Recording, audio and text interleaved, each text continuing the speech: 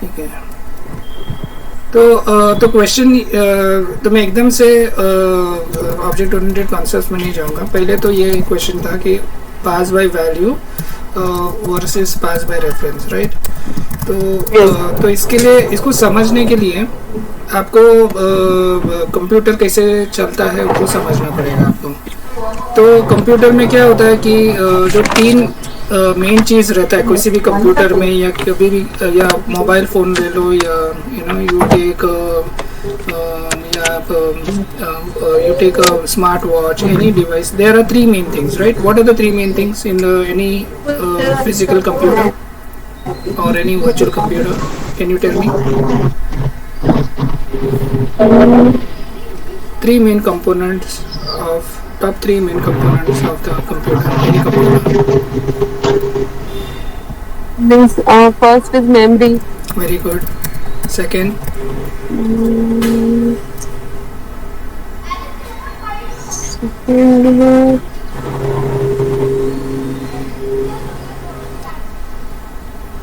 Machine instructions. आपका programme कौन run करता है? कंपाइलर। लेकिन कंपाइलर को कौन रन करता है? कंपाइलर किस पे चलता है? कंपाइलर तो सॉफ्टवेयर हो गया। हार्डवेयर का कंपोनेंट कौन चलाता है कंप्यूटर में? ये चीज़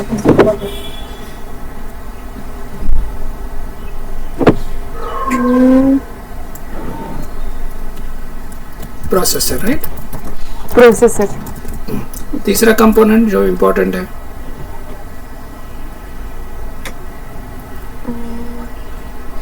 मीन्स जो हम लोग डिवाइस यूज करते हैं, कोई भी कंप्यूटर यूज है तो उसका हमेशा एक, आप पहले तो प्रोग्राम स्टोर करते हो ना, सेव करते हो ना, किधर सेव होता है वो परमानेंट? किधर सेव होता है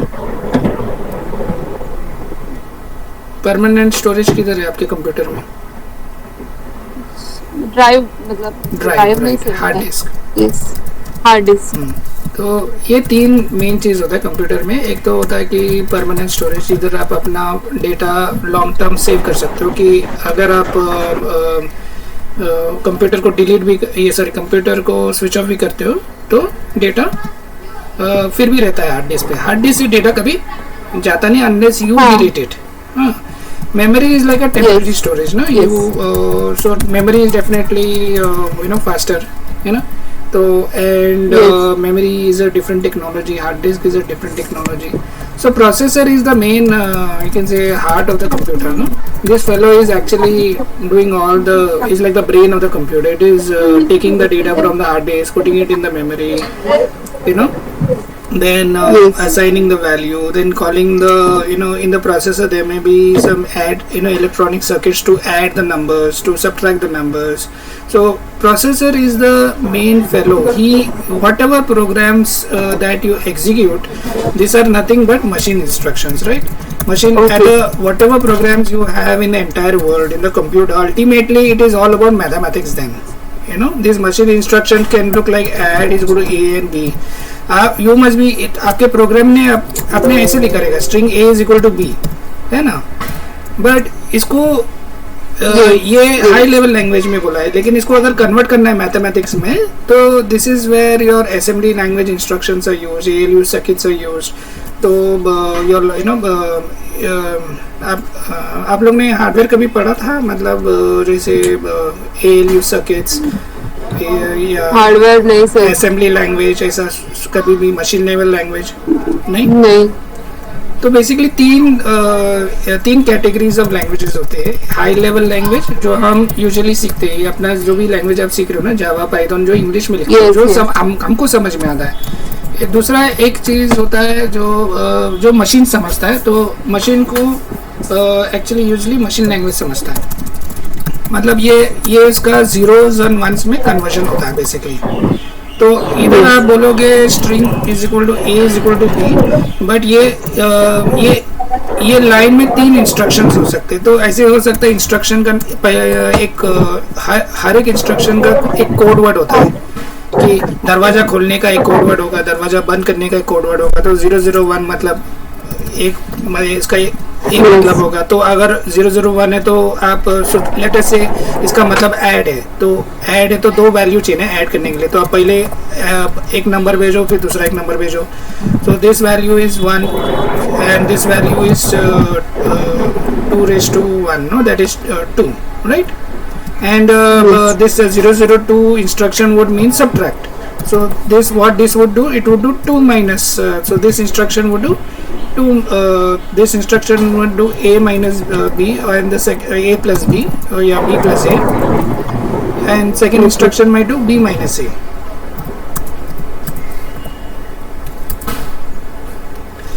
तो सॉरी ये 002 ऐसा नहीं होता है, 002 भी इंस्ट्रक्शन को भी 001 में बताना पड़ता है। तो सेकेंड वाले का इंस्ट्रक्शन का वैल्यू होगा 010। मतलब अगर आप ऐसा मशीन को इंस्ट्रक्शन भेजते हो, इसका मतलब है subtract the second number from the first number. इसका मतलब ये हो सकता है दिस इज इक्वल टू सब ए बी, और पहले वाले का मतलब हो सकता है ऐड ए बी, समझे ना? ऐड का इंस्ट्रक्शन का कोड वर्ड क्या है? 001। अगर आप 001 भेजते हो कंप्यूटर को तो उसको समझेगा कि आप एडिशन करना चाहते हो। अगर आप 010 भेजते हो तो सब्ट्रैक्शन करना चाहते हो, और उसका जो दो वैल्यूज जो ऐड करना चाहते हो या सब्ट्रैक्ट करना चाहते हो वो बाकी के दो पैरामीटर्स में भेज रहे हो। तो इसको machine language always is expressed in binary code. हाँ, this is in high level language code, इसको बाइनरी कोड बोलते हैं हम। तो जो भी आपका डेटा होगा या प्रोग्राम होगा दुनिया में, जो भी आपका है सब डिजिटल कोड में चलता है, जीरोस एंड वंस में। तो अभी एक नया कंप्यूटर है, क्वांटम कंप्यूटर, जिसमें 3 स्टेट होते हैं, 0 1 एंड 2, 0 1 एंड 0 1, मतलब दोनों। तो वो बहुत कॉम्प्लेक्स हो जाएगा, तो वो आपको समझना नहीं है क्वांटम कंप्यूटिंग अभी। तो अभी आप डिजिटल वर्ल्ड में जो चलता है वो जीरोस और वंस में ही समझ में आता है। तो कभी भी कोई भी लैंग्वेज में आप कोड लिखो, उसको हमेशा उसको कन्वर्ट करना पड़ता है एक मशीन लेवल लैंग्वेज में। तो उसी प्रोसेस को हम कंपाइलेशन बोलते हैं। आप प्रोग्राम जो भी लिखो अल्टीमेटली मशीन लैंग्वेज में उसको कन्वर्ट करना पड़ता है। तो this happens with the process of compilation. Okay, so compilation, अगर आप इधर आपने कुछ कोड लिखा रहेगा, माई हेलो वर्ल्ड डॉट पाई या हेलो वर्ल्ड डॉट जावा, है ना? तो अल्टीमेटली इसको कन्वर्ट होके किया वरना हेलो वर्ल्ड डॉट exe। तो exe is a binary code, Java is the high level language code, ठीक है?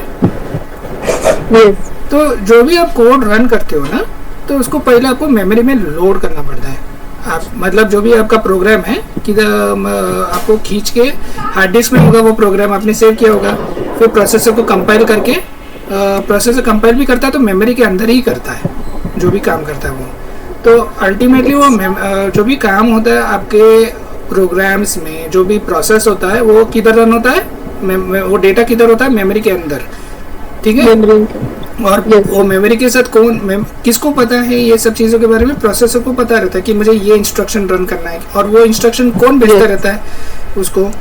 ये इंस्ट्रक्शन प्रोसेसर को कौन बताता है कि ये इंस्ट्रक्शन अभी एग्जीक्यूट करो, अभी वो इंस्ट्रक्शन एग्जीक्यूट करो? कौन भेजता है आपको लगता है?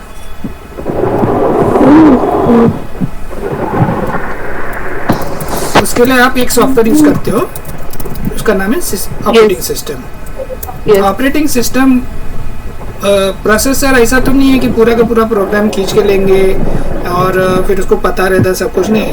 He understands one instruction eight a time, the processor. Okay, so operating system क्या करता है, पूरे आपके मशीन इंस्ट्रक्शंस को क्यू करता है, बेसिक क्यू में डालता है। वो एक जैसे अपनी क्यू पढ़ा रहेगा या लिस्ट पढ़ा रहेगा, उसका एक क्यू रहता है, क्यू में एक एक इंस्ट्रक्शन रेडी रहता है डेटा के साथ, ऐसे एक के पीछे एक रन होता है। तो इसी तरह, तो ये सब ऐसा बहुत कॉम्प्लेक्स चीज़ नहीं है, मतलब एक के पीछे एक मशीन इंस्ट्रक्शंस रन होता है। अभी ये जो हमारे आजकल के कंप्यूटर एडवांस हो गए, तो दो प्रोग्राम साथ में चलते हैं। तो दो प्रोग्राम साथ में कैसे चल सकता है अगर प्रोसेसर एक ही है? तो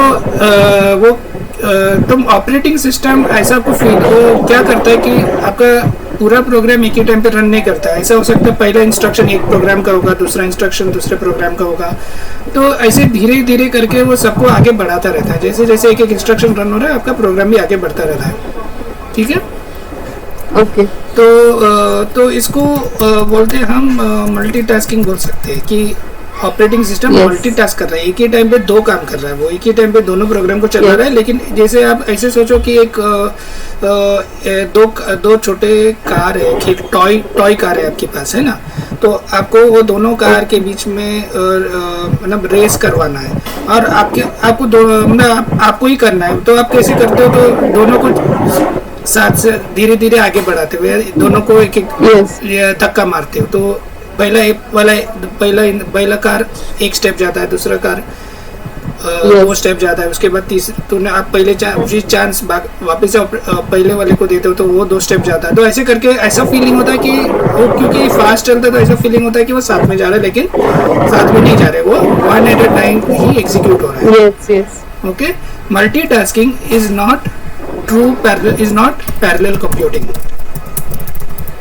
पैरेलल कंप्यूटिंग तब बोल सकते हैं कि दोनों चीज एक ही टाइम पे इंडिपेंडेंटली चल रहा है। तो ये कभी हो सकता है जब प्रोसेसर एडवांस हो। कभी कभी आपने सुना होगा ना कि it is a 2 core processor, it is a 4 core processor, ऐसे सुना है कभी आपने?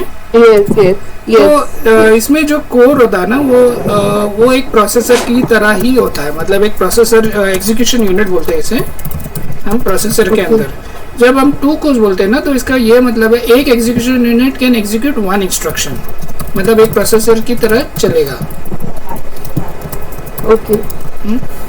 और अगर एक प्रोसेसर में अगर दो कोर्स है, मतलब 2 एग्जीक्यूशन यूनिट है, तो एक टाइम पे कितने एग्जीक्यूट कर सकते हैं? अगर 2 एग्जीक्यूशन यूनिट है तो दो इंस्ट्रक्शन, तो उसको हम पैरेलल कंप्यूटिंग बोल सकते हैं, समझे? Yes. तो this can execute 2 instructions eight a time. अगर 4 कोर होगा तो it can execute 4 instructions eight a time. अभी जब भी मैं इंस्ट्रक्शन बोलूंगा तो वो उसका मतलब है कि मैं मशीन इंस्ट्रक्शंस के बारे में बात कर रहा हूँ। Yes. अभी तक मैंने काफ़ी कुछ सबको एकदम शॉर्ट टाइम में समझाया है। छोटा आपको कुछ टफ लगा आपको समझाने कुछ भी? नहीं सर। ये हाई लेवल लैंग्वेज और मशीन लैंग्वेज के बीच में फ़र्क समझ में आ गया? ये सर जो हम लोग प्रोग्रामिंग करते हैं वो हाई लेवल प्रोग्रामिंग लैंग्वेज। हाँ, जो कंपाइलेशन के बाद मशीन लैंग्वेज में हाँ, कन्वर्ट होते हैं। मशीन लैंग्वेज भी काम हाँ, ये जो लैंग्वेज है ना जो इधर लिखा है इसको हम असेंबली लैंग्वेज बोलते हैं। ये जो मैंने बाजू में लिखा है। ओके। तो क्या है कि जब आप कंप्यूटर डेस्कटॉप यूज़ करते हो ना तो जावा सॉफ्टवेयर आपका मतलब कितना एमबी होगा? एक 200 MB हो सकता है, बराबर है ना? 200 MB का एक सॉफ्टवेयर होगा। तो जब आप डेस्कटॉप पे चलाते हो ना तब आप हाई लेवल लैंग्वेज रन कर सकते हो। लेकिन आप सोचो आप एक वॉच है आपके पास, आपको वॉच में एक चिप है उसको प्रोग्राम करना है, तो आपके पास कंप्यूटर तो नहीं है ना उस वक्त। तो आप कंप्यूटर में अगर आपको चलाना है तो आपको ऐसे लैंग्वेज मतलब अभी ये जैसे ये इंस्ट्रक्शन है string a is equal to b, ऐसे सोचो ये थोड़ा कॉम्प्लेक्स था, तो मैंने सिंपल दिया है। लेकिन आप सोचो इसको a is equal to b plus c, तो ये एक ही instruction, this 1 line of instruction is equal to 3-4 lines of machine instruction. तो बहुत बड़ा कन्वर्जन होता है। तो जब आप तो असेंबली लैंग्वेज क्या होता है, ऑलमोस्ट आप बोल सकते हैं कि 1-to-1 मैपिंग है। मतलब एक असेंबली इंस्ट्रक्शन का एक मशीन इंस्ट्रक्शन होगा। लेकिन जब आप हाई लेवल लैंग्वेज लिखते हो तो it is N-to-1 relationship, sorry 1-to-N relationship. मतलब एक, हाँ 1-to-N मतलब एक का 2 लाइन भी क्रिएट हो सकता है, एक का 3 लाइन भी क्रिएट हो सकता है। लेकिन असेंबली लैंग्वेज क्या है कि आपको ऐसे लिखना पड़ेगा, उसमें कुछ ज़्यादा मतलब बहुत कम, जैसे एकदम से आपको फॉर लूप एकदम आसानी से नहीं देते, आपको फॉर लूप उसको ऐसे ही लॉजिक में करना पड़ेगा। ऐसा गो टू करके ऐसा एक स्टेटमेंट है, गो टू सेक्शन ए, ऐसा हो सकता है। हाँ, तो वो ए सेक्शन में मतलब इधर आप लिख सकते हो ए कोलन, ऐसा ही ज़्यादा से ज़्यादा इतना ही कर सकते हो। गो टू सेक्शन में मतलब वो इधर जंप करेगा, फिर इसके बाद जो भी इंस्ट्रक्शन है वो एग्जीक्यूट होगा।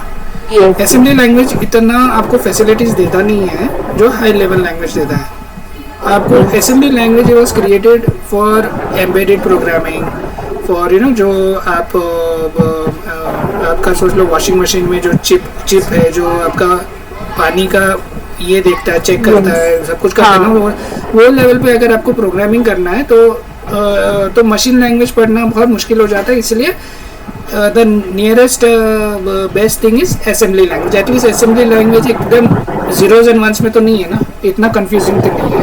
अब सर जो इंजीनियर्स रहते हैं वो ये लैंग्वेज यूज करते हैं, असेंबली लैंग्वेज।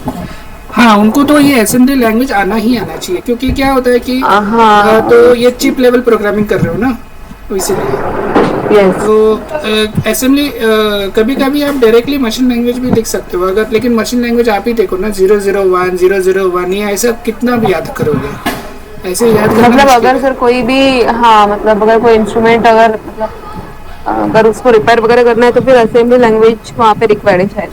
हाँ बराबर है। तो अभी दूसरा फर्क ये है, हाँ बराबर है। और दूसरा फर्क है ये कि हाई लेवल लैंग्वेज जब आप लिखते हो ना तो वो ज़्यादातर किसी भी लैंग्वेज पे कन्वर्ट, किसी भी मशीन पे कन्वर्ट रन हो सकता है, मतलब can run on any machine. तो can run on any machine mostly, most of the machines, but क्यों आपको लेकिन ये सच नहीं है कि हर एक मशीन का इंस्ट्रक्शन सेम है। Every machine has its own machine instructions.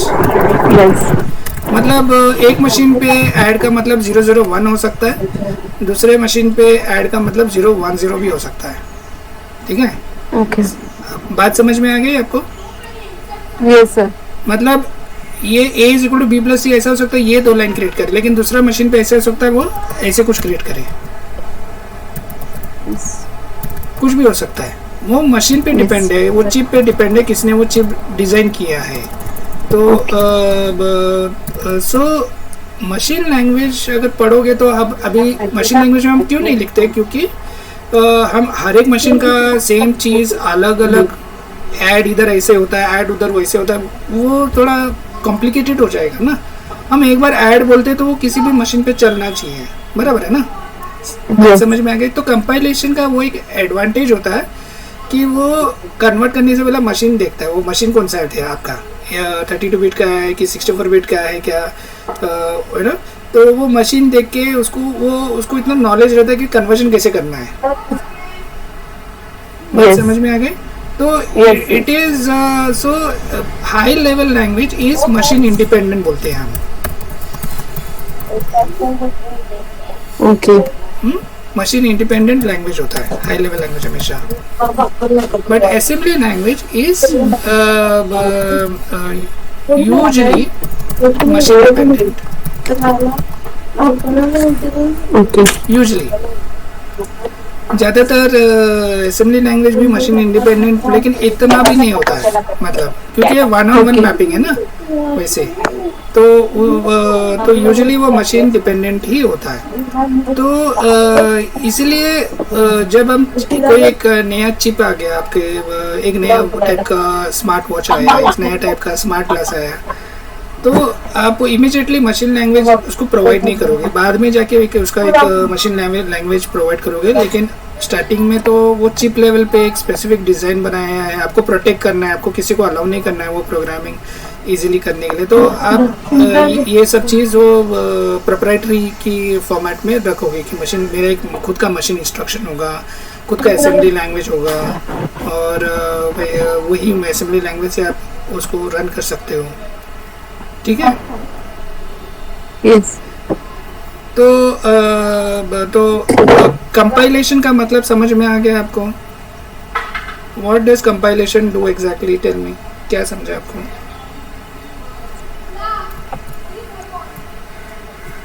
मतलब सर जो आपने पूरा प्रोसेस बताया,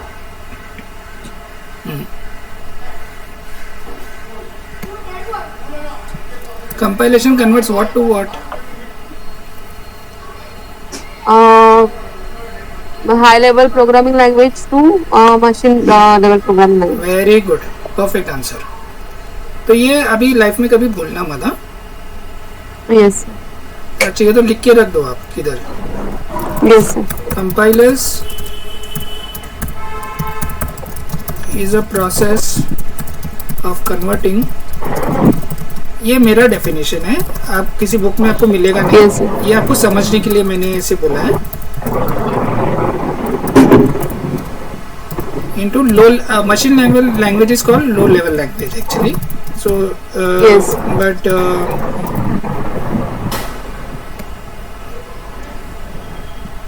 which is machine language.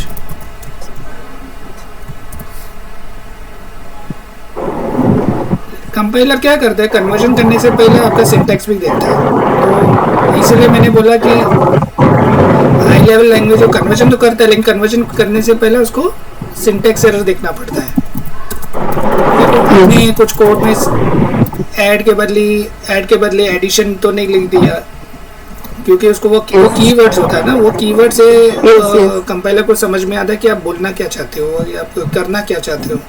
तो वो पहले से ग्रामेटिकल एरर्स देखते हैं, उसमें जो भी है सिंटैक्स एरर देखते हैं, फिर सिमेंटिक एरर भी देखते हैं। सिमेंटिक एरर का मतलब है ए इज इक्वल टू बी आप बोलते हो, तो इसमें सिंटैक्स एरर तो कुछ नहीं है, बट एक सिमेंटिक एरर हो सकता है। मतलब एक सिंटैक्स एरर, एक दो टाइप के एरर हो सकते हैं लैंग्वेज में, एक सिंटैक्स एरर और सिमेंटिक एरर। सिमेंटिक एरर मतलब आप A is equal to B बोलते हो, लेकिन ए इज एन एनिमल और बी इज अ मैन, ऐसे हो सकता है। You can not assign a man to हाँ, you can not assign a double value to a string, ऐसा हो सकता है। या आप कन्वर्जन ऐसे नहीं कर सकते, आपको A B is equal to A करना है तो उसको आपको कन्वर्ट करना पड़ता है। फिर मतलब टाइप कास्ट करोगे तो ही मतलब तो ये एक और एक कॉन्सेप्ट है टाइप कास्टिंग, आप लिख दो चाहिए तो किधर भी, व्हाट इज टाइप कास्टिंग, ये भी आपको क्वेश्चन पूछा जा सकता है। ओके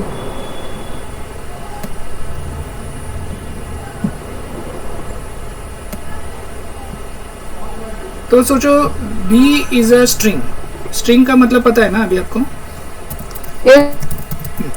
तो बी इज अ स्ट्रिंग और ए इज अ इंटीजर। एक्चुअली अपने स्ट्रिंग में जो स्टोर किया है वो 1 है, लेकिन that string is like this, इसका मतलब अलग होता है और इसका मतलब अलग होता है। This left hand side is a string, this is a integer value. Okay, so when you are assigning a string to the integer, some compilers might throw a semantic error, not a syntax error. Syntax error मतलब आपने कुछ भी लिख दिया, semicolon नहीं डाला है, इसका मतलब ये हो सकता है। तो इसको आप इंट में कन्वर्ट कर सकते हो, इसको बोलते हैं टाइप कास्टिंग। आपने असाइन करने से पहले इसको स्ट्रिंग को इंटीजर में कन्वर्ट कर दिया और फिर उसको असाइन कर दिया, a is equal to int of b। ये पार्ट समझ में आ गया आपको? Yes sir. ओके, मैं बहुत सारे कॉन्सेप्ट बहुत फ्लाई कर रहा हूँ, मैं जल्दी जा रहा हूँ, तो आपको स्लो करना है तो बोल देना मेरे को, ठीक है? नहीं सर, ठीक है।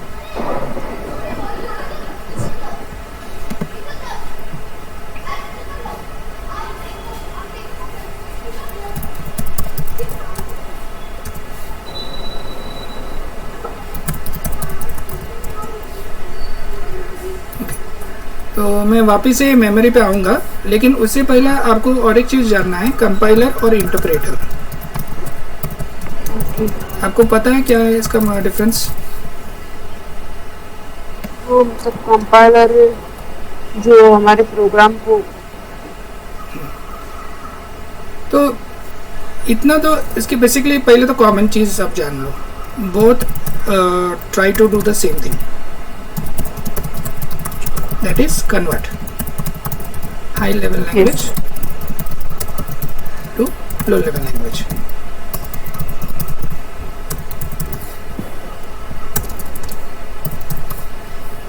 तो कुछ भी आप रन करोगे, किसी भी प्रोग्राम को रन करोगे तो उसको लो लैंग्वेज में तो आपको कन्वर्ट करना ही पड़ेगा। फर्क इतना है कि आप कब कर रहे हो, दैट इज द फर्क, टाइम। तो ऐसे हो सकता है मैंने ऐसे एक प्रोग्राम लिखा होगा, मेन का open bracket close bracket, int a is equal to 2, a int b is equal to 0, b is equal to a, print b। पहले तो ये प्रोग्राम क्या करता है, मुझे आपके हिसाब से क्या करता है ये प्रोग्राम, मुझे बोलो, या क्या प्रिंट करेगा? What will be the output of the program? A is equals to B, B is equals to 0, print B। तो लेकिन यहाँ पे कंडीशन देना पड़ेगा ना, if क्या कंडीशन? A तो B प्रिंट करेगा, हाँ प्रिंट भी करेगा ना, तो क्या प्रिंट करेगा? 0 हाँ। प्रिंट करेगा कि 2 प्रिंट करेगा?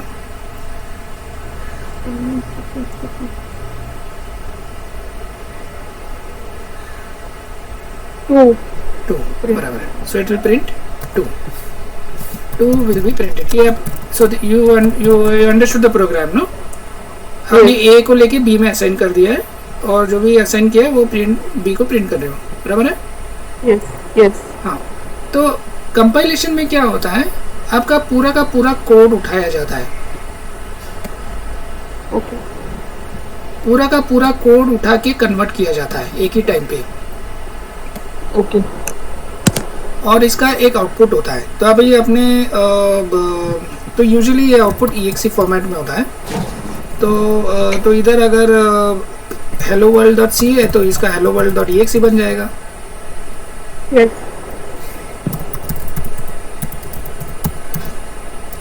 ये इसका मतलब कंपाइलर का पूरा कोड कन्वर्ट होके exe, तो आपको फिर उसके बाद सोर्स कोड की जरूरत नहीं पड़ती है आपको। ओके। इधर इसको बोलते हैं सोर्स कोड, और इसको आप बोल सकते हैं executable. Executable is set of machine instructions which you can execute. वो उसने ऑलरेडी कन्वर्ट करके दे दिया, आपके मशीन को उसने पहचान लिया कैसे है, और आपके मशीन के हिसाब से आपको कन्वर्ट करके उसका एक exe दिया। अभी ये exe वो मशीन में चलेगा, लेकिन दूसरे मशीन में चलेगा कि नहीं आप गारंटी नहीं दे सकते, अनलेस वो मशीन सेम आर्किटेक्चर में क्रिएट किया गया। अगर इंटेल प्रोसेसर यूज़ किया गया है, जो भी स्टैंडर्ड्स यूज़ हो रहे हैं, तो most of the computers are same. But जैसे अगर आप एप्पल कंप्यूटर को लो और विंडोज़ कंप्यूटर को लो तो दोनों अलग होगा मशीन इंस्ट्रक्शंस उसके। तो जो इंटेल प्रोसेसर पे चलता है, विंडोज़ के ज़्यादातर इंटेल प्रोसेसर रहता है ना आपके कंप्यूटर पे भी। इंडिया में जो भी हम लोग खरीदते हैं ज़्यादातर हम लोग इंटेल प्रोसेसर बेस खरीदते हैं, या AMD प्रोसेसर। हम लोग कभी भी एप्पल नहीं खरीदते। एप्पल का आर्किटेक्चर अलग है, मतलब कॉन्सेप्ट तो सिमिलर होगा लेकिन आर्किटेक्चर अलग हो सकता है उधर का। तो व्हेन आई से architecture it means hardware architecture, उधर के सब कुछ अलग हो सकता है। तो जो exe आप एक विंडोज़ बॉक्स पे चलाते हो, ऐसे ज़रूरी नहीं वो किसी और बॉक्स पे चले। जो exe एक ऑपरेटिंग सिस्टम ने बनाया है, जैसे विंडोज़ ने बनाया है, एक ही मशीन पे आप विंडोज़ भी चला सकते हो, या दूसरा ऑपरेटिंग सिस्टम होगा लिनक्स भी चला सकते हो। लेकिन इसका ये मतलब नहीं है कि मशीन एक है तो फिर भी चलेगा। वो ऑपरेटिंग सिस्टम भी डिपेंडेंट है, किसने इसको कन्वर्ट किया है, या मशीन डिपेंडेंट भी हो सकता है, किस मशीन पे किया गया है। ठीक है, ये exe। तो exe का ये प्रॉब्लम होता है, समझिए आपको? ओके। यस। हाँ, अभी इंटरप्रेटर में क्या होता है कि वो पूरा का पूरा कन्वर्ट नहीं करता है, तो ये फर्क रहता है। वो क्या करता है, 1 line at a time convert करता है। ओके।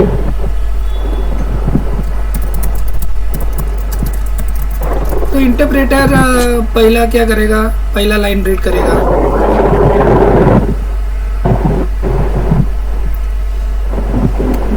फिर बोलेगा मशीन को, मतलब मैंने बोला था ना प्रोसेसर ऑपरेटिंग सिस्टम को देगा। ऑपरेटिंग सिस्टम किसको देगा, प्रोसेसर को देगा।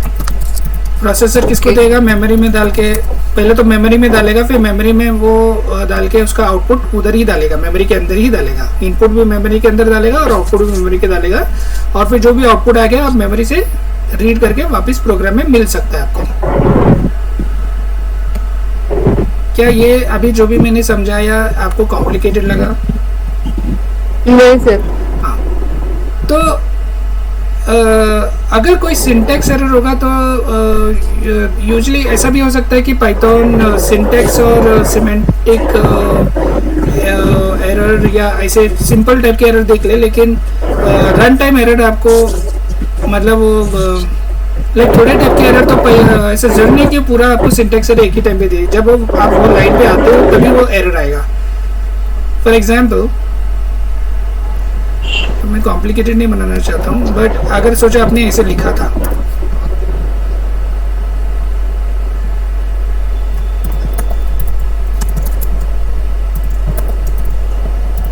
मेरे को बोलो ये कोड में प्रॉब्लम क्या है.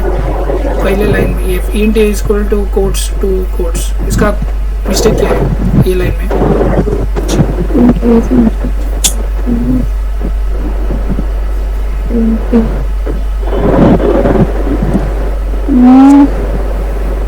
Between the quotes string होता है. Between the quotes it's a string.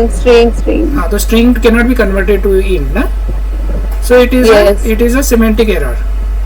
तो ये सिमेंटिक एरर आपका कंपाइलर इमीडिएटली पकड़ लेता था, क्योंकि वो पूरा का पूरा कोड एक बार पढ़ के वो टेस्ट करता है, मतलब एरर के लिए देखता है और आपको एरर भी मिल जाएगा. तो आपको जैसे कंपाइल टाइम एरर्स मिलता है. तो एक होता है कंपाइल टाइम एरर और दूसरा होता है run time error. Run time error मतलब प्रोग्राम कंपाइल तो हो गया, लेकिन जब आप रन कर रहे हो तो प्रोग्राम चालू नहीं हुआ या कुछ बटन दबाया आपने वो क्लिक नहीं हुआ, तब वो रन टाइम पे ही पता चलता है कि वो प्रोग्राम चलेगा कि नहीं चलेगा. तो उस टाइप के एरर को रन टाइम एरर बोलते हैं. और जो कंपाइल टाइम पे क्रिएट होते हैं उसको कंपाइल टाइम एरर होते हैं. कंपाइल टाइम एरर और रन टाइम एरर के बीच में फर्क समझ में आ गया आपको? Yes sir. हाँ, तो ये जो कंपाइल टाइम एरर है, ये कंपाइलर को पता चलता है क्योंकि कंपाइलर कभी भी एग्जीक्यूट नहीं करता है इंस्ट्रक्शंस को. पहले कन्वर्ट करता है, फिर चाहिए तो आप एग्जीक्यूट करो. First convert then execute. Interpreter क्या करता है? Convert one line, execute, repeat process. मतलब सेकेंड लाइन पे जाएगा वो बाद में.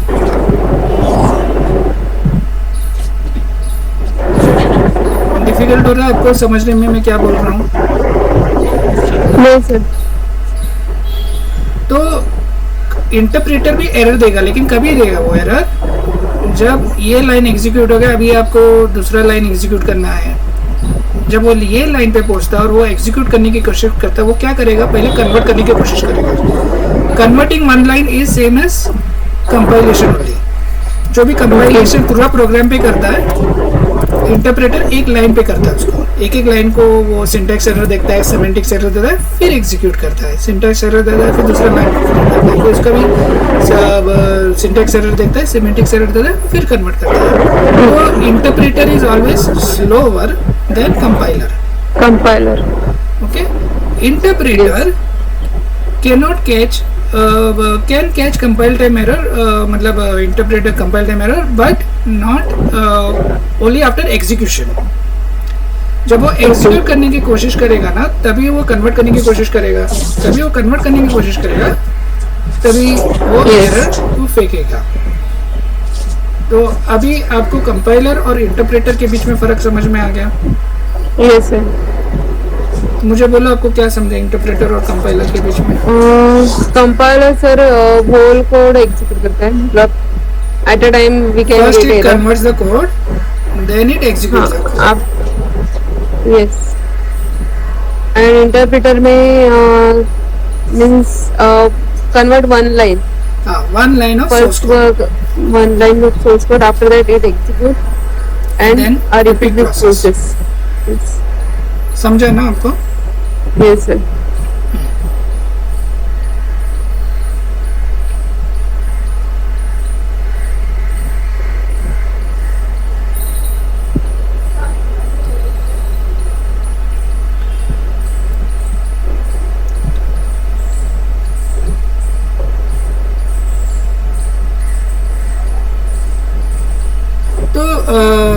जैसे मैंने बोला computer is consisting of 3 parts, no? One is the disk, one is the processor, memory and memory. Processor is a heart. और इसको ये तीनों को कौन चलाता है? Operating system. हाँ, हार्डवेयर अपने आप नहीं चल सकता है ना, उसको कोई चलाने वाला होता है, एक ड्राइवर रहना चाहिए। वो ड्राइवर को हम ऑपरेटिंग सिस्टम बोलते हैं। हम ऑपरेटिंग सिस्टम के साथ बात करते हैं, ऑपरेटिंग सिस्टम हार्डवेयर के साथ बात करता है। वो हमारा मेन, तो हमको नहीं जानना है कि प्रोसेसर कौन सा है, वो ऑपरेटिंग सिस्टम देख लेगा वैसा है। जब भी आप मेमोरी के बारे में सोचते हो तो ऐसा उसको एक सेट ऑफ सेल्स की तरह या सेट ऑफ मतलब मेमोरी सेल की तरह आप सोच सकते हो ऐसे।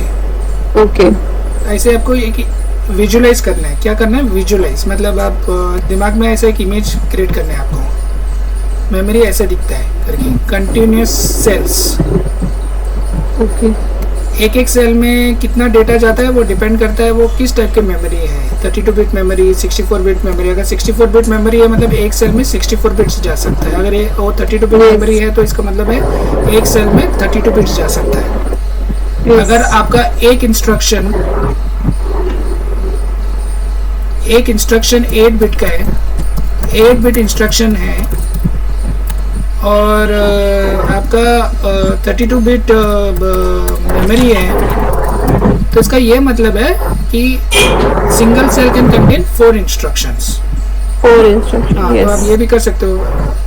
वो मतलब ऑपरेटिंग सिस्टम को पता रहेगा कि उधर 4 इंस्ट्रक्शन है, उसने जानबूझ के डाला रहेगा, इसको मेमोरी सेव करना है। वो जानबूझ के अलग सेल यूज़ नहीं करेगा ना, तो वो ऑपरेटिंग सिस्टम दिमाग लगा के दो चीज़ को। ऐसे भी हो सकता है कि आपने ऐसे कुछ लिखा है, 8 बिट इंस्ट्रक्शन है, जैसे ऐड इंस्ट्रक्शन है। मैंने तो 3 बिट का इंस्ट्रक्शन बताया था ना, लेकिन ऐसे हो सकता है कि ऐड 8 बिट का होगा और उसका फिर पैरामीटर A 8 बिट्स होगा, पैरामीटर B 8 बिट्स होगा। तो टोटल मिला के अगर आप ऐड A B करते हो तो उसका कितना बिट्स रहेगा? 8 इंटू 3 24 बिट्स। तो वो 24 बिट्स ऑक्यूपाई करेगा इधर डेटा के साथ। ये भी हो सकता है। तो यूजुअली क्या होता है कि इंस्ट्रक्शन सेट अलग जगह पे रखा जाता है और डेटा को अलग जगह पे रखा जाता है। जैसे ये ऐड A B रहेगा ना, तो ऐड इधर होगा फर्स्ट सेल में और तो इसको हम कोड सेगमेंट बोल सकते हैं, जिधर आप कोड रखते हो जो भी आपको एग्जीक्यूट करना है। तो कोड सेगमेंट मतलब मशीन इंस्ट्रक्शंस। दूसरा मेमोरी का दूसरा भाग में आप ये ऑपरेटिंग सिस्टम खेलता रहता है जैसे मेमोरी के साथ, मुझे कैसे ऑर्गेनाइज करना है ना मेरे काम इजी करने के लिए। तो उसको वो डिसाइड करेगा कि डेटा किधर रहेगा, कोड किधर रहेगा, कौन सा इंस्ट्रक्शन कौन सा डेटा पे डालना है, वो सब ऑपरेटिंग सिस्टम को पता होता है। yes. तो सोचो, लेट्स अज्यूम ये डेटा सेगमेंट है आपका इधर से इधर तक। ओके, अलग कलर यूज करता हूँ मैं। लेट्स अज्यूम ये डेटा सेक्शन है आपके मेमोरी में और ये कोड सेक्शन है। दोनों बाइनरी ही है, लेकिन इधर इंस्ट्रक्शन स्टोर हो रहा है। और अगर ये डेटा है तो इसका ऐड A B किधर स्टोर होगा? इधर A स्टोर होगा और इधर B स्टोर हो सकता है। प्रोसेसर क्या करता है या ऑपरेटिंग सिस्टम क्या करता है? वो मेमोरी, वो ऑपरेटिंग सिस्टम प्रोसेसर को बताता है कि इंस्ट्रक्शन किधर है, डेटा किधर है। ये काम प्रोसेसर को कौन बताता है? ऑपरेटिंग सिस्टम बताता है। मेमोरी ने तो स्टोर कर लिया है, इधर एक स्टोर किया है, इधर एक स्टोर किया है और इधर एक स्टोर किया है। एक सेम इंस्ट्रक्शन के 3 भाग होते हैं ना, एक तो ऑपरेशन होता है और 2 पैरामीटर्स होते हैं।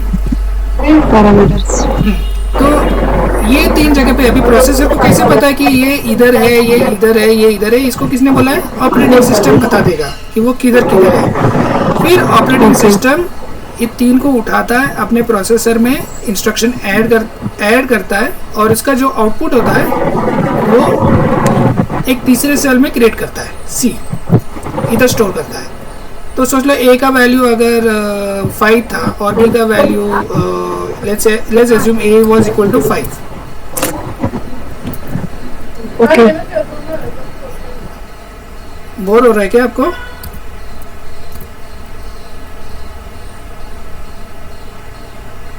हेलो,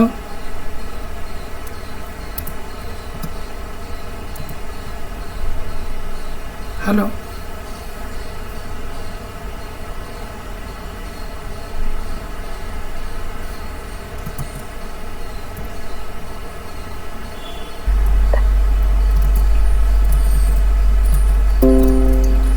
तो मेमोरी में वो जैसे मैंने बोला ए एक जगह पे 5 स्टोर किया है, बी को 4 वैल्यू 4 स्टोर किया है, फिर उसका जो आउटपुट होगा प्रोसेसर लेके एक जगह पे डाल देगा सी इज इक्वल टू 9, और फिर वो ऑपरेटिंग सिस्टम को बता देगा इसका आउटपुट इधर है, और ऑपरेटिंग सिस्टम उसको उधर से जाके आपको दे देगा आपके प्रोग्राम में।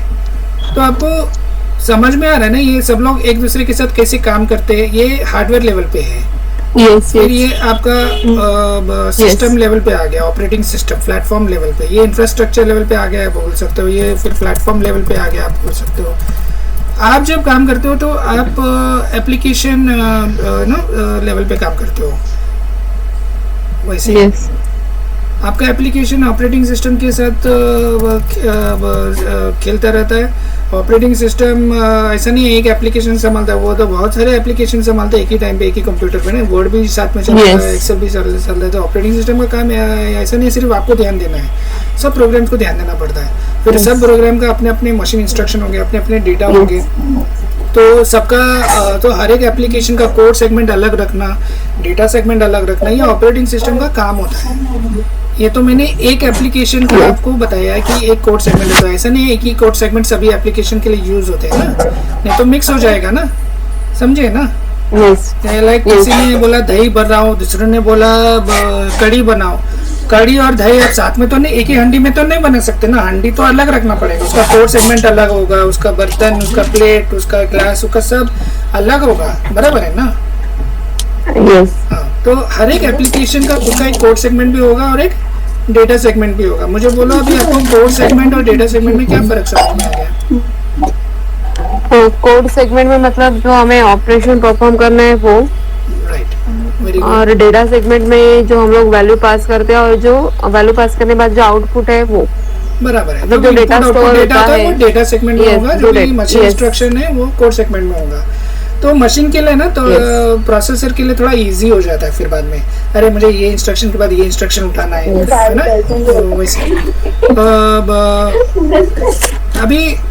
लेकिन ये जो मेमोरी ऐसा कंटिन्यूअस सेल्स है, आपको कैसे पता चलेगा इधर से उठाना है, इधर से उठाना है, इधर से उठाना है? तो इसके लिए क्या होता है कि हर एक सेल का एक एड्रेस होता है।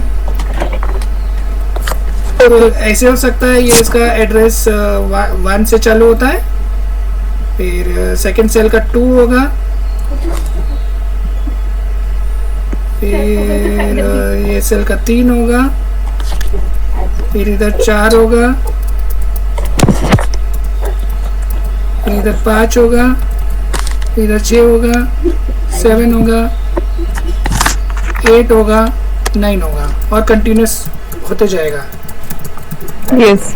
अगर ऑपरेटिंग सिस्टम को अगर प्रोसेसर को बताना है कि इधर एक इंस्ट्रक्शन है, इसका जो इनपुट डेटा है, मतलब अभी जो मैंने इंस्ट्रक्शन बताया ऐड ए बी, तो इसका कौन से एड्रेसेस में स्टोर किया है, कौन से मेमोरी एड्रेसेस में स्टोर किया है, मुझे बोलो ये वैल्यूज नंबर देख के बोलो। 7 8 9 नहीं 7 8 1 ना, 1 में इंस्ट्रक्शन स्टोर है। हाँ हाँ, 1 आपका इंस्ट्रक्शन एड्रेस भी देना पड़ेगा, आउटपुट का वो प्रोसेसर देगा वो एड्रेस। Yes yes. ऐसा जरूरी नहीं वो 9 पे डाले, वो 15 पे भी डाल सकता है, उसको फर्क नहीं पड़ता है। वो ऑपरेटिंग सिस्टम को एक बार पता चल के आपने आउटपुट इधर डाला, उधर से खींच के रीड करके वो आपको दे देगा, समझे ना। यस। इनपुट क्या जा रहा है 1 7 एंड 8, इसमें 1 में इंस्ट्रक्शन है, 7 और 8 में डेटा है, डेटा। तो ये जो आपका डेटा है इसको हम वैल्यू बोलते हैं। क्या बोलते हैं? वैल्यू बोलते हैं, बराबर। और ये जो मेमोरी एड्रेस है इसको हम एड्रेस बोल सकते हो या रेफरेंस बोल सकते हो। तो ये फर्क होता है रेफरेंस और वैल्यू में, समझ में आ गया आपको? यस। आप भूलोगे तो नहीं अभी कभी लाइफ में एड्रेस और रेफरेंस या वैल्यू में फर्क क्या है, रेफरेंस और वैल्यू में क्या फर्क है? अगर अभी मैं पूछूं आपको इस reference a value or is value a reference, तो आप क्या बोलोगे?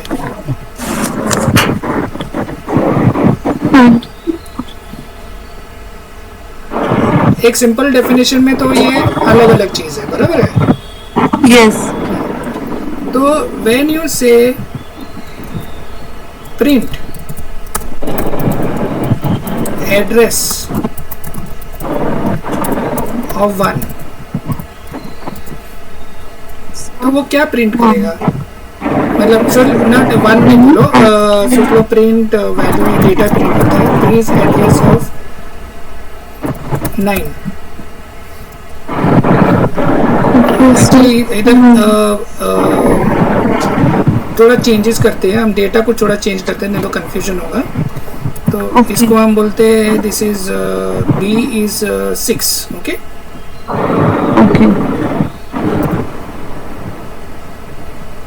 तो आउटपुट होना चाहिए 11, बराबर है ना? 11, yes.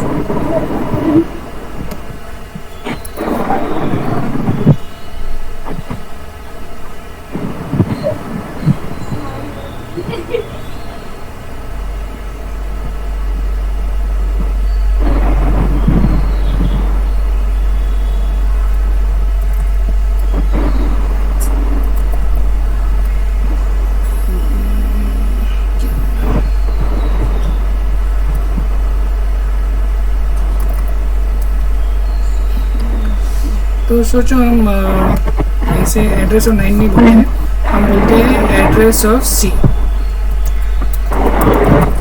Address of C into 9। हाँ, अगर हम प्रिंट सी बोलते हैं तो क्या होना चाहिए? 11। Very good. इफ यू से print address of see it will print 9। If you से प्रिंट सी बाय डिफॉल्ट वो वैल्यू पकड़ेगा 11, यस। हाँ, तो अभी आप क्या है, प्रोग्रामिंग में आप कभी भी एड्रेस के साथ खेलते नहीं हो, लेकिन कभी कभी प्रोग्रामिंग में यूज़ तो होते हैं। मतलब जैसे आपने किसी फंक्शन में एक ऑब्जेक्ट भेजा है, वो ऑब्जेक्ट का कुछ डेटा था, तो वो डेटा भेजा तो वो उसका एक कॉपी नहीं बनना चाहिए। मतलब आप जब जैसे मेरे हाथ से आपके हाथ में मैं आपको एक ओरिजिनल भेज रहा हूँ, तो आपको पूरा का पूरा ओरिजिनल मिलना चाहिए। तो वो कैसे मिल सकता है जब मैं आपको वो एक्चुअल एड्रेस दे दूँ जिधर वो ओरिजिनल स्टोर है? यस। लेकिन ये भी हो सकता था कि मैं ओरिजिनल ना दूं, जब भी आप मुझसे वो डेटा मांगे मैं उसका एक कॉपी बना के दे दूं। तो इसीलिए तो ये थोड़ा देर के बाद हम समझेंगे, लेकिन एड्रेस में और वैल्यू में क्या फ़र्क है आपको समझा? Yes sir. बस अभी प्रोग्रामिंग लेवल पे मैं थोड़ा वही चीज़ आपको समझाऊंगा।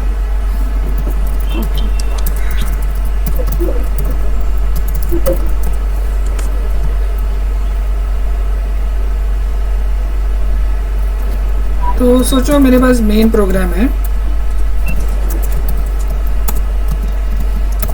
int a is equal to 5,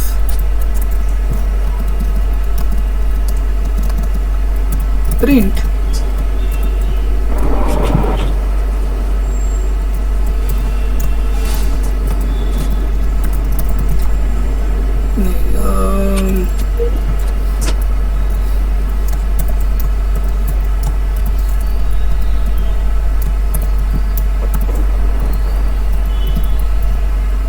तो एक फंक्शन है माय फंक्शन। सोचो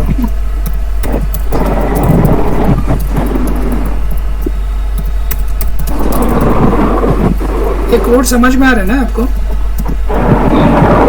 हाँ सर। फिर माय फंक्शन इधर लिखा है आपने, जिसमें int is equal to B बोलते हैं, और इसमें एक काम हो रहा है प्रिंट बी। तो मतलब आप जो भी ये जो एक्सेप्ट कर रहा है, it is accepting by value बोल सकते हैं। यस। इधर आपने जो पास किया है, तो इस बेसिस पे क्या प्रिंट होगा मुझे बोलो?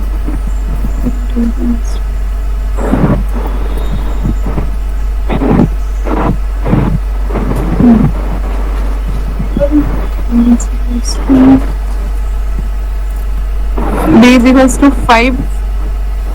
हाँ, लेकिन दो चीज दो बार प्रिंट होगा ना. पहले टाइम एड्रेस प्रूफ प्रिंट होगा, तो एड्रेस ऐसा हो सकता है 3, 4, 5, ये हो सकता है 5. सेकेंड टाइम प्रिंट करेगा वैल्यू, बिकॉज आपने पहला टाइम एड्रेस भेजा उसको. Ampersand of A usually C++ में एम्परसेंड यूज करते हैं एड्रेस बताने के लिए.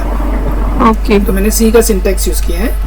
सी नहीं, सॉरी, इसका सी भी बोल सकते हो, C++ भी बोल सकते हो. तो एम्परसेंड ऑफ ए मतलब एड्रेस ऑफ ए, और डायरेक्टली आपने ए पास किया तो वैल्यू ऑफ ए, वैसे. ओके, तो ये पार्ट समझ में आ गया अभी आपको? Yes sir.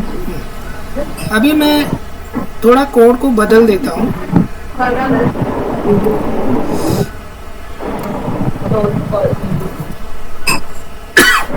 तो पहले टाइम वो क्या एक्सेप्ट कर रहा था? Accept by value.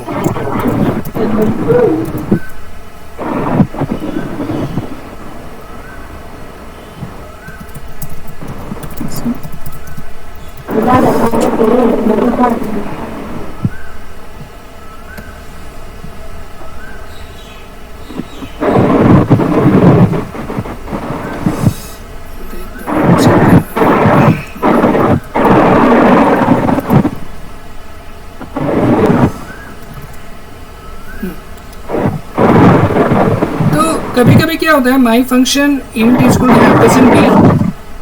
आप जो भी पास कर रहे हो ना, हेलो, यस सर, आप जो भी पास कर रहे हो, एम्परसेंड बी मतलब address of B. Address, yes. तो आप जो भी पास कर रहे हो ना, उसका एड्रेस खींच रहे हो एक्चुअली आप, वैल्यू नहीं. यस, समझे? यस. तो यही आपको समझ में आना है कि आप एड्रेस खींच रहे हो.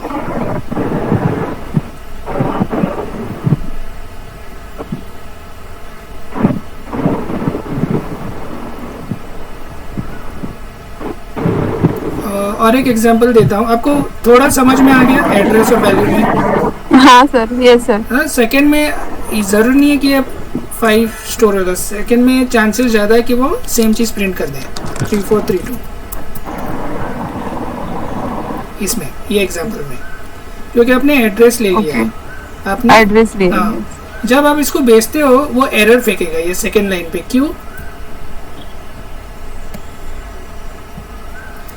क्योंकि वो एड्रेस पूछ रहा है आपको, पास बाय रेफरेंस पूछ रहा है. ये कोड नहीं चलेगा, इसका आपको एम्परसेंड ए ही बनाना पड़ेगा इधर. ओके, सिंपल वैल्यू पास करोगे तो नहीं चलेगा. यस, आपको उसका एड्रेस भेजना पड़ेगा, तभी जाके ये एड्रेस करेगा, फिर वो प्रिंट करेगा. वो वैल्यू नहीं ले रहा है. That is called pass by reference. Pass by reference. पहला एग्जांपल क्या था? पास बाय वैल्यू. हाँ, अभी आपको समझ में आ गया पास बाय वैल्यू और पास बाय रेफरेंस में क्या मतलब डिफरेंस है. तो ये प्रोग्रामिंग में यूज होता है. ये क्वेश्चन कभी भी पूछा जा सकता है आपको. लेकिन अभी मैं आपको और एक एग्जांपल देता हूँ. मैं थोड़ा एग्जांपल सोचने में टाइम लगता है. बट इम्पोर्टेंट चीज़ ये है कि आपको समझें. यस.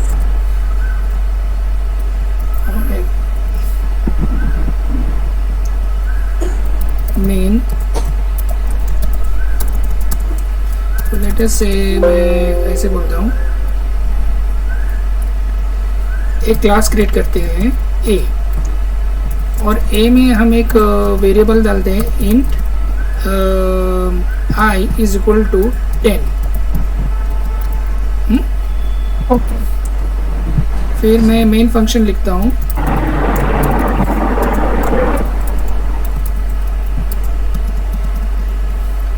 और वो फंक्शन में मैं क्या पास कर रहा हूँ? मैं पास कर रहा हूँ एक ऑब्जेक्ट पास कर रहा हूँ, obj a.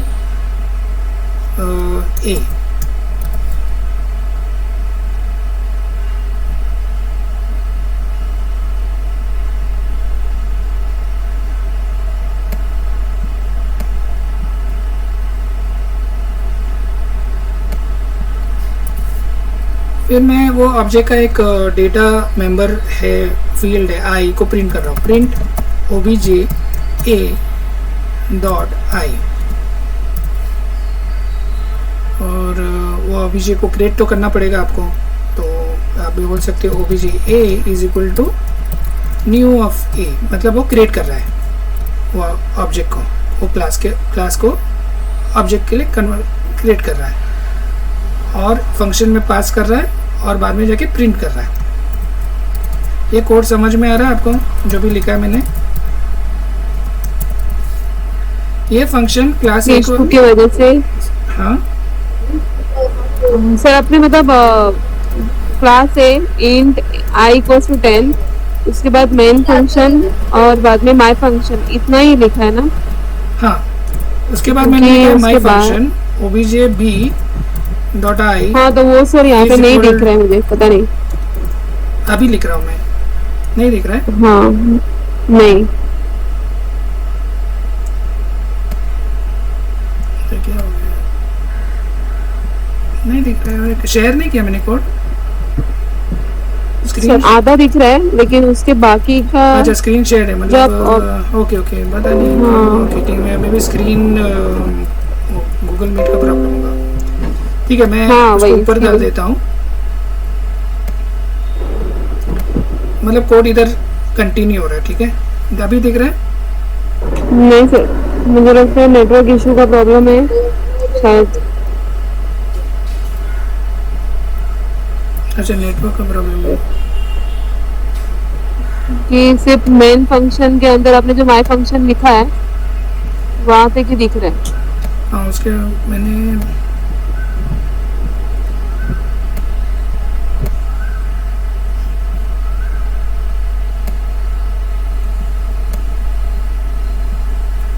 स्क्रीन रिफ्रेश नहीं हो गया रहेगा आपका। मैं थोड़ा एक बार अनशेयर करके फिर से शेयर करता हूँ। अभी स्क्रीन अनशेयर किया मैंने और फिर से स्क्रीन शेयर करता हूँ।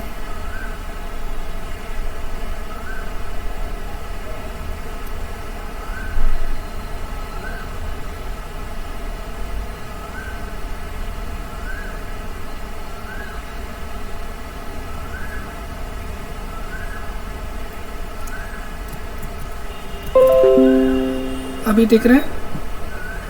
हाँ सर अभी दिख रहा है। ओके, ये कोड मुझे पढ़ के बोलो क्या हो रहा है कोड में।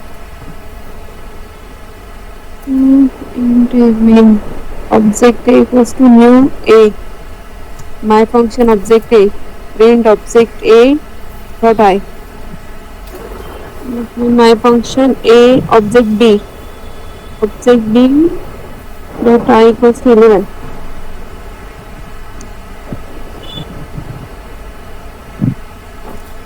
क्या प्रिंट होगा?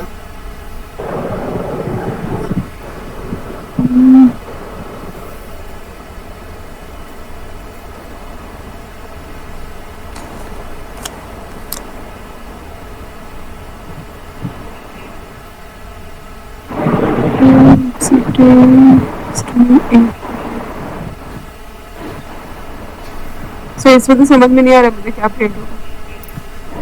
प्रिंट स्टेटमेंट ये लाइन पे है ना, ऑब्जेक्ट। हाँ ये लाइन पे आपका प्रिंट ऑब्जेक्ट स्टेटमेंट है। यस, तो आई का वैल्यू वो प्रिंट कर रहा है। आई का वैल्यू क्या है? आई का वैल्यू 10 है। हाँ, तो या तो वो 10 प्रिंट कर सकता है या 11 भी प्रिंट कर सकता है, डिपेंडिंग वो कैसे काम कर रहा है। अभी ये पास बाय वैल्यू है कि पास बाय रेफरेंस है, पहले वो बोलो मुझे।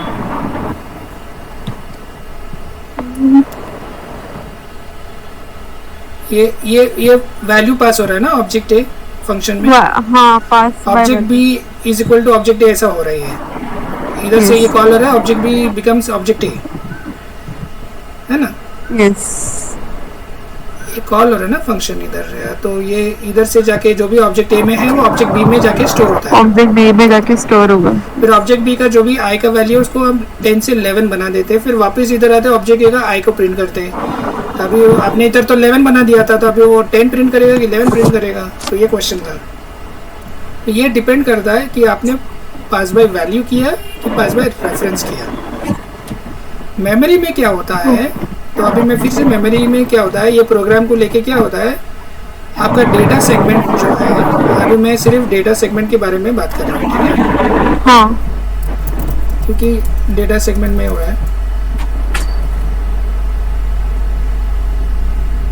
क्लास को बेसिकली एक जगह बना देते हैं हम लोग। अभी इसमें तो एक ही मेंबर वेरिएबल है आई, लेकिन जे भी हो सकता था मेंबर वेरिएबल, तो उसको एक क्लास का 2-3 सेल्स हो सकता था। तो इसको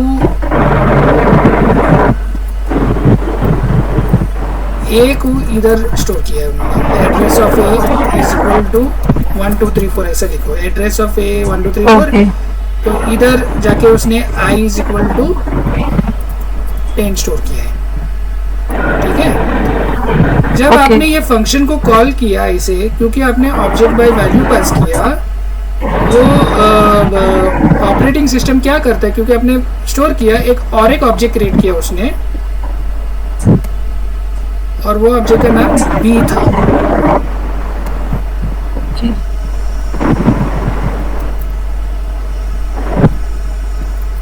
मतलब उसने और एक जगह बनाया किसके लिए, ऑब्जेक्ट बी के लिए, और वो उसका एड्रेस था 7898। सोचो, जब आपने ऑब्जेक्ट कॉपी किया तो उसने initially i is equal to 10 ही था उसका,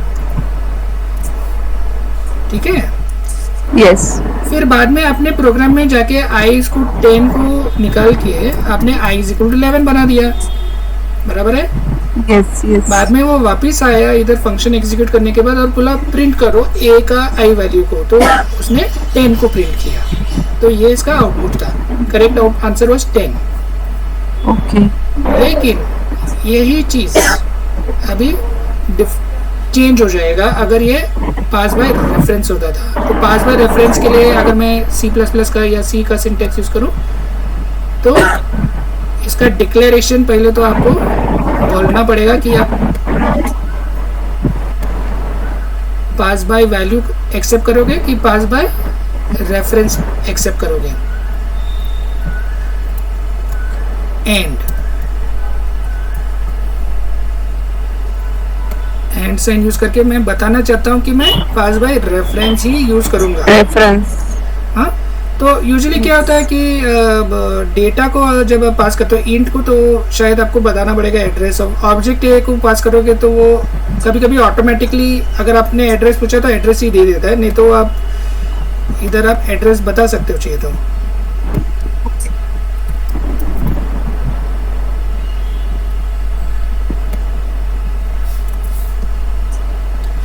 तो सोचो आप अगर नहीं भी पास करते थे ना, ये C++ में ये एक्सेप्ट कर लेगा शायद, जैसे ऑब्जेक्ट एड्रेस उसका। तो इधर जो पास हो रहा है वो क्या पास हो रहा है, वैल्यू पास नहीं हो रहा है, क्या पास हो रहा है, एड्रेस पास हो रहा है। किसका एड्रेस पास हो रहा है, ऑब्जेक्ट ए का एड्रेस। ऑब्जेक्ट ए का एड्रेस क्या है, ऑब्जेक्ट ए का एड्रेस 1 2 3 4। Very good. तो इधर 1 2 3 4 स्टोर होएगा, ठीक है। अभी आपने बोला इधर object b dot i is equal to 11, तो ये तो रेफरेंस एड्रेस है, ये वैल्यू नहीं है, बराबर है ना। यस। आप ये बोलना चाहते हो कि ऑब्जेक्ट b में मैं जो स्टोर कर रहा हूँ एक्चुअली वो एक चीज, एक सेल का एड्रेस है, वो डेटा नहीं है। यस। तो अगर आपको डेटा चाहिए तो किधर जाना पड़ेगा, एड्रेस पे जाना पड़ेगा, एड्रेस। अभी आपने इधर डेटा चेंज कर दिया है ना, object A is equal to i is equal to 11, तो क्या चेंज होएगा, ऑब्जेक्ट ए का वैल्यू चेंज होएगा इधर इंटरनली। क्यों चेंज होएगा, क्योंकि इवन तो ऑब्जेक्ट बी चेंज हो रहा है, आप चेंज किसको कर रहे हो, ऑब्जेक्ट ए को, क्योंकि उसको पॉइंट कर रहे हो एड्रेस को। अगर अभी आप प्रिंट ए बोलते हो तो i इज इक्वल टू 11 होगा। यस। बात समझ में आई आपको? Yes sir, yes. तो ये कभी काम में आता है। आप एक ऑब्जेक्ट आप 3 फंक्शन को भेजते हो, आपको बार बार कॉपी नहीं बनाना है, क्योंकि आप जब आप कॉपी बनाते हो ना तो मेमोरी का डेटा साइज बढ़ जाता है, इसीलिए हम लोग डेटा शेयरिंग करने के लिए, अगर आपको शेयर करना है डेटा सब फंक्शंस के साथ, बहुत बड़ा प्रोग्राम है आपका, बहुत बड़ा सिस्टम है, तो आप एक एड्रेस बता के सबको बोल सकते हो आप ये एड्रेस के साथ खेलो, जो भी चेंज करना है, किसको भी चेंज करना है ना। तो इसको हम बोलते हैं पास बाय रेफरेंस। तो पास बाय रेफरेंस में जो ओरिजिनल एड्रेस पे जो वैल्यू स्टोर है वो चेंज होता है डायरेक्टली, इवन दो इधर आपको लग रहा है वो एक अलग ऑब्जेक्ट चेंज हो रहा है, लेकिन आपने वो एक्चुअली ऑब्जेक्ट ए को चेंज करवा रहा है माई फंक्शन के अंदर से। अगर और एक फंक्शन लिख देते थे माई सेकेंड फंक्शन ऐसे, और वो भी आपने सेम चीज़ किया इधर a इज इक्वल टू, सोच लो वो ऑब्जेक्ट का नाम आपने c बोल दिया है, ओके और इसके अंदर आपने इसको 12 बना दिया है।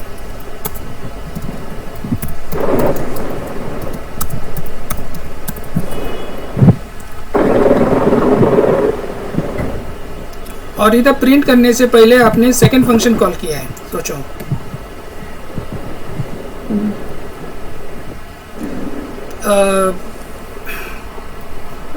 Object c is equal to 12 नहीं करते हैं हम बोलते हैं object c is equal dot I is equal to object c plus 1। Okay 6+1 मतलब जो भी पहला वैल्यू है उसको प्लस 1 करके ये करो, और इधर आप बोलते हो माई सेकेंड फंक्शन कॉल करते हो और सेम ऑब्जेक्ट पास करते हो।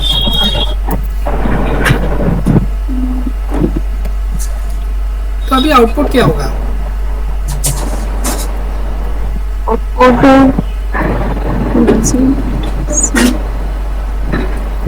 11 नहीं, पहले माई फंक्शन कॉल होएगा, बराबर है? 8। हाँ, तो इधर ये 11 बन जाएगा, सेम एड्रेस, बराबर है ना? हाँ तो फिर तो जब सेकेंड फंक्शन कॉल करेगा तो सेम चीज जैसे एड्रेस ऑफ बी के साथ हो गया, एड्रेस ऑफ सी के साथ भी हो जाएगा। तो सोचो इधर आपने स्टोर किया एड्रेस ऑफ सी जो अलग जगह पे ही है, 6765 पे जगह पे।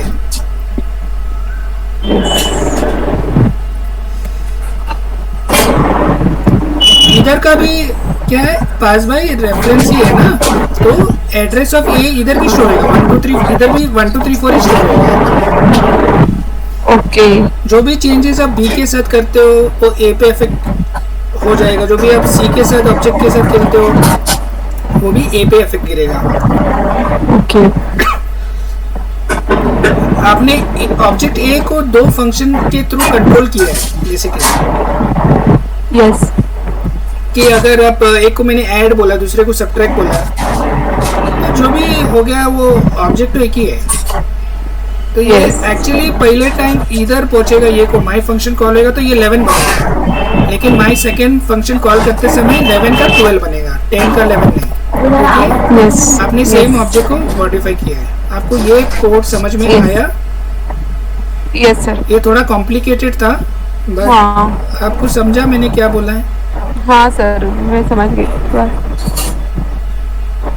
एक्चुअली मैंने सोचा था ऑब्जेक्ट ओरिएंटेड कॉन्सेप्ट्स में आपको पढ़ाऊंगा, लेकिन ये एक ही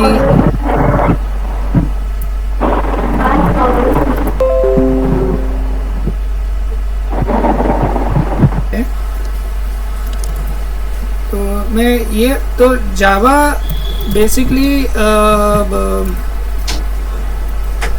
आप जस्ट इन टाइम कंपाइलर बोल सकते हो, जिट कंपाइलर ऐसे टाइप का,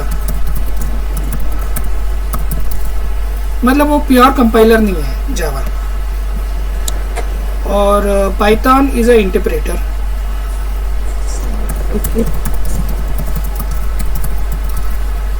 और C++ is a pure compiler.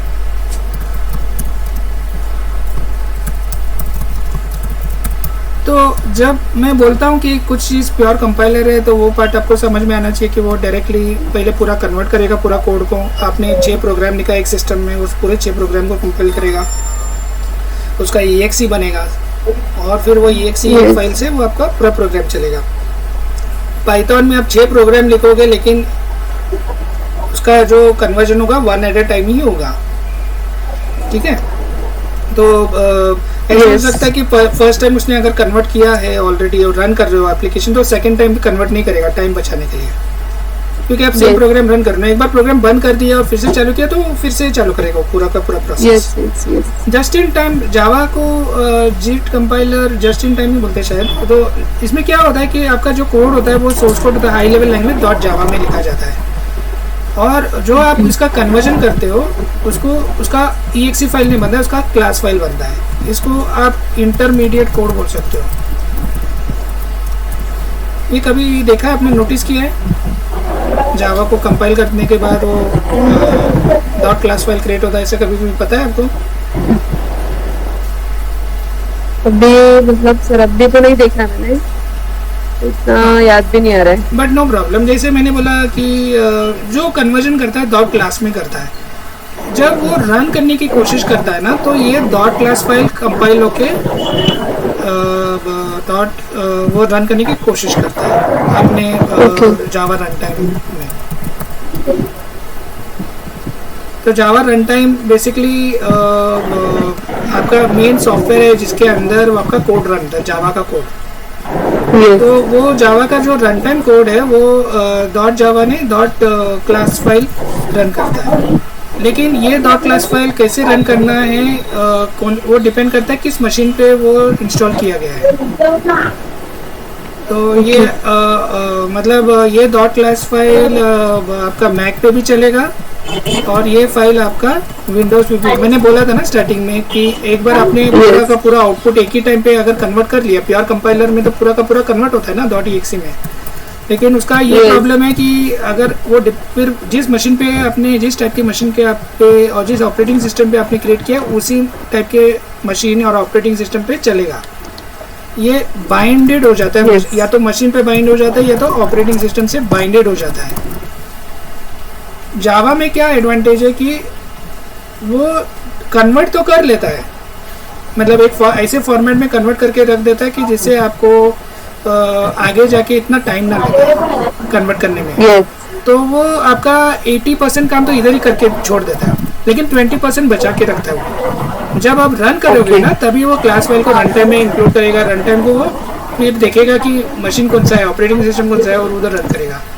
इसकी वजह से क्या होता है, अगर आप ये डॉट क्लास फाइल को लेके मैक में रन करोगे ना तो उधर के रन टाइम के अंदर रन होगा। ये अगर मैक पे रन करोगे तो मैक के रन टाइम में रन होएगा। अगर आप विंडोज़ पे चलते हो तो विंडोज़ के जावा रन टाइम में रन करते हो।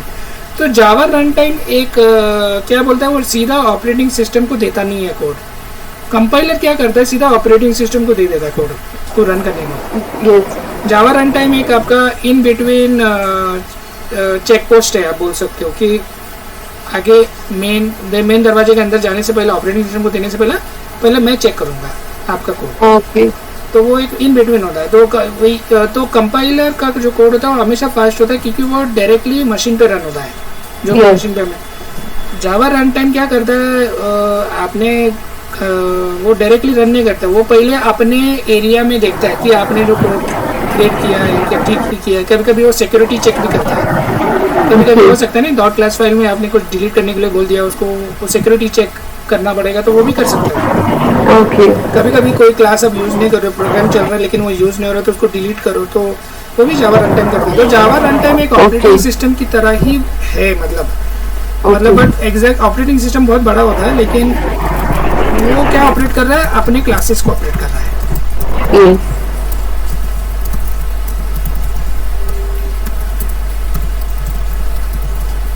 अल्टीमेटली वो भी ऑपरेटिंग सिस्टम के साथ बात करता है, मतलब मेमोरी में डालना है या मेमोरी में डेटा ऐड करना है तो ऑपरेटिंग सिस्टम को बताना पड़ता है। लेकिन वो डॉट क्लास फिर अल्टीमेटली जाके मशीन इंस्ट्रक्शन में कन्वर्ट होता है।